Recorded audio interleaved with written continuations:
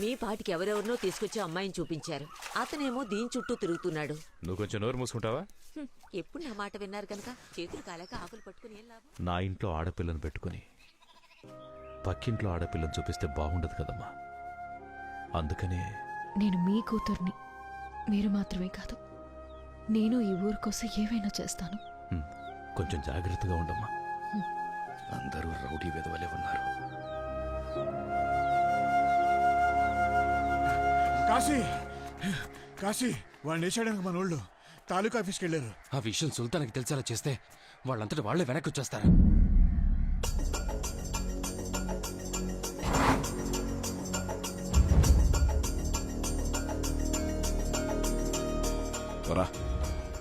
ఈ గ్యాంగ్ని ఎదిరించో, జట్టు కట్టకో, ఏమీ పీకలేం.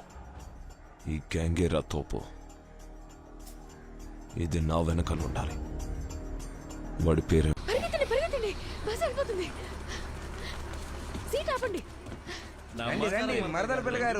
నీకు టికెట్ ఫ్రీ. నేను నీకు ఫేవర్ చేస్తాను. వచ్చి సుల్తాన్ పక్కన కూర్చుంటా. ఏంటమ్మా కోపం వచ్చిందా? నేను నీ బావని ఎన్నో అబద్ధాలు చెప్పాను, కానీ ఈ ఊరు కోసం నువ్వు చెయ్యక తప్పదు. నాకు అనవసరంగా కోపం తెప్పించుకో. నీ సంచి సామాను తీసుకొని వెళ్ళి పక్కన కూర్చో. పా బావని గుద్దకుండా వెళ్ళు. ఏంటా లుక్కో? అదే చేస్తాయి. ఫుల్ ఫోర్స్ మీద ఉంది, ఖచ్చితంగా కూర్చోదు. మనం ఉంచడమే బెటర్. మీరు కూర్చోండి, నేను ఉంచుంటాను.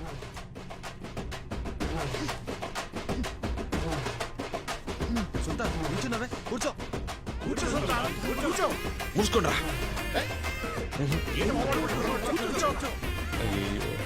కూర్చోమంటున్నాను కదా, కూర్చో బాసు. మళ్ళీ అదే లుక్. అసలు నీకేం కావాలి? మీరే కావాలండి. ఏదో తమాషాగా చెప్పలేదండి మిమ్మల్ని పెళ్లి చేసుకుంటానని.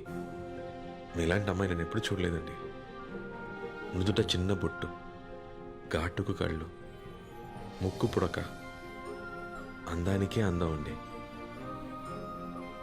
ఒక అందమే కాదండి, మా అమ్మ గురించి మా నాన్న అన్నట్టు మీకు ధైర్యం ఎక్కువ అండి.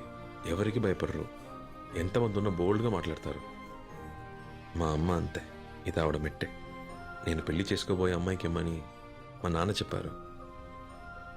నాకు ఇది మీకు ఇవ్వాలనిపిస్తుంది.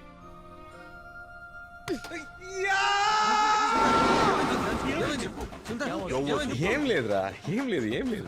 ఏమైంది బాసు?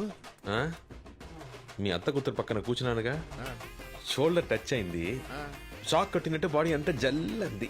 షాక్ ఒళ్ళంతా కొట్టిందా, తొడ మీద కొట్టిందా? అక్కడ మాత్రం ఏదో సూది పెట్టి పొడిచినట్టుందిరా. సూదితో పొడిచినట్టు కాదు, సూదితోనే పొడిచింది. ఇప్పుడు నేనేం చేస్తానో చూడు. ఊరుకోరా. నువ్వు కదా, స్పీడ్ బ్రేకర్ వస్తుంది, 2 చేతులతో పట్టుకో. రాక్షసి. ఎవర్రా కొత్త ఆఫీసర్? పొలిటికల్ బ్యాక్గ్రౌండ్ ఉందన్నా. మనకాడే రూల్స్ మాట్లాడుతున్నాడు. మన గురించి వాడికి తెలిసినట్లే. రేపు సంతకం పెట్టకపోతే ఫ్యామిలీతో సహా లేపేశారు.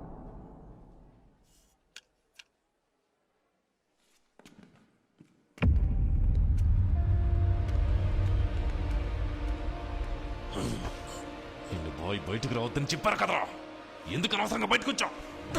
వదలరా.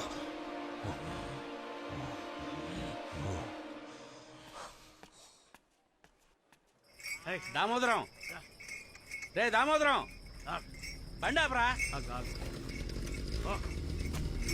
ఏంట్రా చెప్పా పెట్టకుండా ఊరు వదిలి వెళ్ళిపోతున్నావు? ఇది నీకు న్యాయంగా ఉందా? ఇంకా ఈ ఊళ్ళో ఏముందని బయట ఊరు నుంచి రౌడీని దింపుతున్నారు. చేయండి ఖచ్చితంగా లేపేస్తారు. ఎప్పుడయ్యా? ఎప్పుడు? నానా ఆకలని పాపం నా పిల్లల కడుపు కాలి ఏడుస్తున్నారయ్యా. ఇంట్లో ఒక్క బియ్యం గింజ కూడా లేదు. అది చూసి ఏ తండ్రి మాత్రం తట్టుకోగలడు చెప్పు?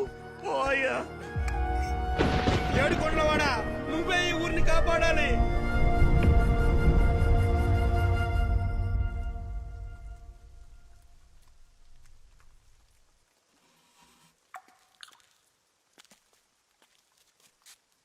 నేను మీతో కొంచెం మాట్లాడొచ్చా? మాట్లాడుకుందాం. నేను చిన్నప్పటి నుంచి ఈ గుడికి వస్తున్నాను. ఇక్కడి నుంచి చూసినప్పుడు 4 వైపులా పచ్చటి పొలాలతో స్వర్గంలా అనిపించేది. కానీ ఇక్కడ 4 సంవత్సరాలుగా వ్యవసాయమే జరగట్లేదు. అందుకని నేను దేవుణ్ణి ప్రార్థించి ఒట్టు పెట్టుకున్నాను. ఊళ్ళో మునుపట్ల వ్యవసాయం జరగాలి. ఈ ప్రదేశం మళ్ళీ పచ్చటి పొలాలతో కళకళలాడాలి. ఇక్కడ పండిన ధాన్యంతో నా పెళ్లి భోజనం పెట్టాలి. ఓకే అండి. అలా పండించిన వాణ్ణి నేను పెళ్లి చేసుకుంటానని ప్రమాణం చేశాను. ఆ? మీరు అనవసరంగా నా వెంటపడి టైం వేస్ట్ చేసుకోకండి. నేను నా ప్రమాణాన్ని తప్పలేను. మీరు వచ్చిన పని చూసుకుని బయలుదేరండి. వచ్చినప్పుడు రుక్మిణి, ఏంటండి ఇది? చిన్నపిల్లలాగా ఒట్టు పెట్టుకున్నాను తప్పలేనంటున్నారు. ఏదో నాకు సూట్ అయ్యేటట్టు ఒక స్టీవ్ జాబ్స్ అవ్వాలి, సుందర్ పిచ్చై అవ్వాలి, ఒక బిల్ గేట్స్ అవ్వాలని చెప్పండి. మీకోసం తప్పకుండా ట్రై చేస్తాను. నేను వ్యవసాయం ఎలా చేయగలను చెప్పండి.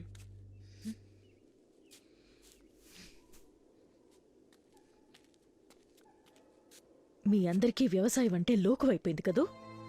నువ్వు చెప్పావే బిల్ గేట్స్, స్టీవ్ జాబ్స్ అని. వాళ్ళకి నీకు కలిపే ఇక్కడొక రైతు తన పిల్లల్ని కూడా పస్తులు పెట్టి వ్యవసాయం చేస్తున్నాడు. కాలికి మట్టంటకుండా పైన ఎండ పడకుండా ఎంత డబ్బైనా ఇచ్చి తినే తిండిని తాగే నీటిని కొనుక్కోవచ్చనుకునే మీలాంటి వాళ్ళకి వ్యవసాయం చేసే వాళ్ళ విలువేం తెలుస్తుంది?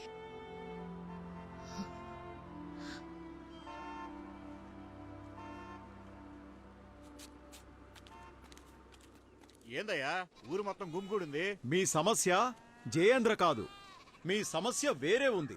ఏం మాట్లాడుతున్నారు సార్? మీకు తెలియకుండా మీ గ్రామాన్ని అడ్డు పెట్టుకుని పెద్ద వ్యాపారం జరుగుతోంది. వాళ్ళకు కావాల్సింది మీ పొలం కాదు, అందులో ఉన్న ఖనిజం ఇనుము. అదిగో ఆ కనిపించే కొండల్లోనూ మీ పొలాల్లోనూ కావలసినంత ఇనుము దాగి ఉంది. మీ పొలాలు అడిగితే ఎలాగూ ఇవ్వరు, లాక్కుంటే పోరాటం చేస్తారు. ఈ విషయం వాళ్ళకి తెలుసు. అందుకే రౌడీయిజం అన్న పేరుతో మీ అందర్నీ వ్యవసాయం చేయకుండా అడ్డుకొని మీ పొలాలు వ్యవసాయానికి పనికిరాని బీడు భూములని డాక్యుమెంట్ రెడీ చేశారు. ఏదో రకంగా మరో 6 నెలల్లో మీ పొలాలు లాక్కొని తీరుతారు. చెప్పండి. నేను ముందే చెప్పాను, వాళ్ళు ఇచ్చిన డబ్బులు తీసుకుంటే పోయేది. ఇప్పుడు ఉత్త చేతులు లాక్కుంటూ కూర్చోవాలి. ప్రతి దానికి అపశకును మాటలే. తిండి పెట్టిన భూమిని అమ్ముకోవడం తల్లి నమ్ముకున్నట్టే. మోహన్ చూడు ఎప్పుడు మొట్టమొదటి పట్టుదల. నా ఓర్పుని పరీక్షిస్తున్నావు. ఇప్పుడు మీ అందరికి వేరే దారే ఉంది. ఉంది, ఒకే ఒక్క దారి ఉంది. వాళ్ళు ఎలా అయితే మీ పొలాలు వ్యవసాయానికి పనికిరావు, బీడు భూములని నిరూపించాలనుకున్నారో అదే విధంగా మీరు కూడా మీ పొలాలన్నీ వ్యవసాయ భూములే అని, అందులో అన్నీ పండుతాయని నిరూపించుకోండి. అందుకని మీరు వెంటనే మడిలోకి దిగి మీ పొలాల్లో పంటని పండించాలి. అది కూడా ఇంకో 6 నెలల లోపే. మీరు పోరాటం చేసినా మీ పొలాలు మీకు దక్కవు, కోర్టుకెళ్లినా కేసు నిలబడదు. నేను కూడా ఒక రైతు బిడ్డనే, అందుకే మనసు చంపుకోలేక చెప్తున్నాను. నా ప్రాణం పోయినా పర్లేదని ఈ విషయం చెప్పడానికి వచ్చాను. మీ పొలాలను మీరు కాపాడుకోండి. అదోయా ఇప్పుడు నువ్వు మీరు నాశనం అయిపోతారా? మమ్మల్ని బతకని